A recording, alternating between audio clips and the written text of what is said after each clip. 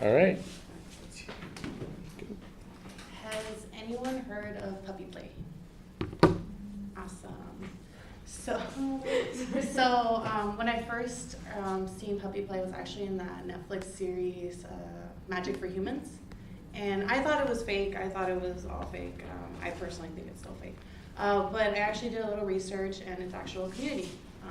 It's actually a group of mainly men, and they're usually homosexuals. It doesn't confine them to being just homosexuals. You can be straight, you can be a woman. I actually watched a documentary on it, which you guys can find on YouTube. And it explores a guy named Tim, and his alter ego is Spot. He's a Dalmatian. So we actually talk about his adventure through his struggles through it with his relationship with his fiance, to the competition that he enters, which is Mr. Pup UK. But to start off, I'm actually going to talk about the history, Excellent. their roles, and the reasons why they do it.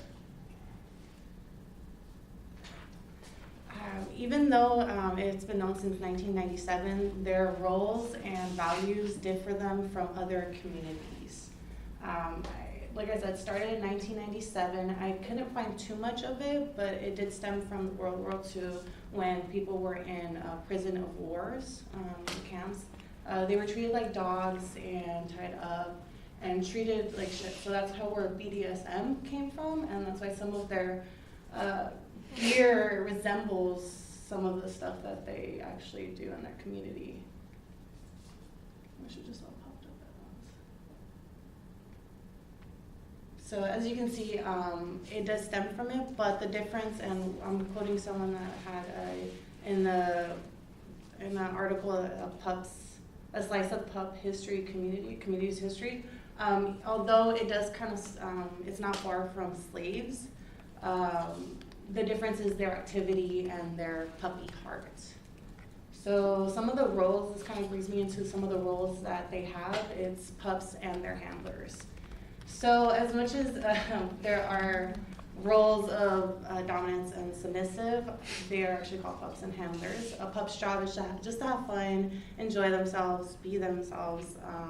And a handler's job is to make sure they do it in a safe way, help them play, feed them, pet them, just like a dog would, an owner would do to their dog.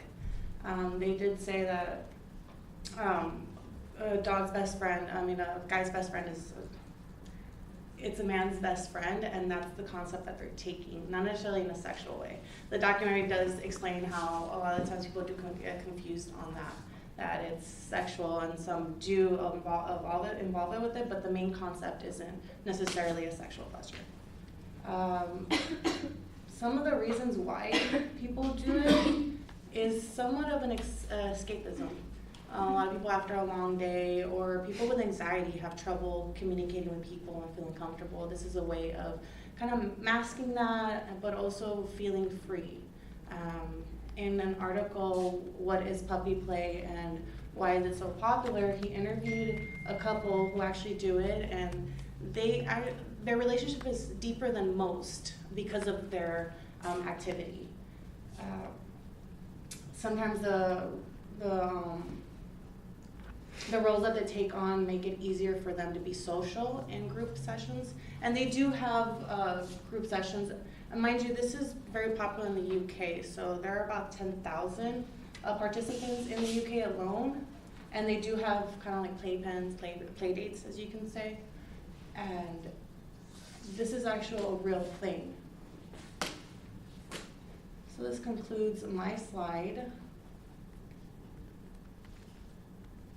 And if you guys do want a little bit more information, that documentary that I was talking about is actually, is a typo. It's actually A Puppy's Life, Life of a Human Pup. It's on YouTube. It's about 30 minutes. It's actually very interesting. One thing I found interesting was that it didn't necessarily confine it to a relationship with a man and a woman. It sometimes could be a man and a man, and it's not necessarily a boyfriend or girlfriend or husband. It can be just a friend, just a friendly person who shares the same experience or wants to share the same experience. But I did talk about their history, the reasons why they do it, and the roles of being a pup and a handler.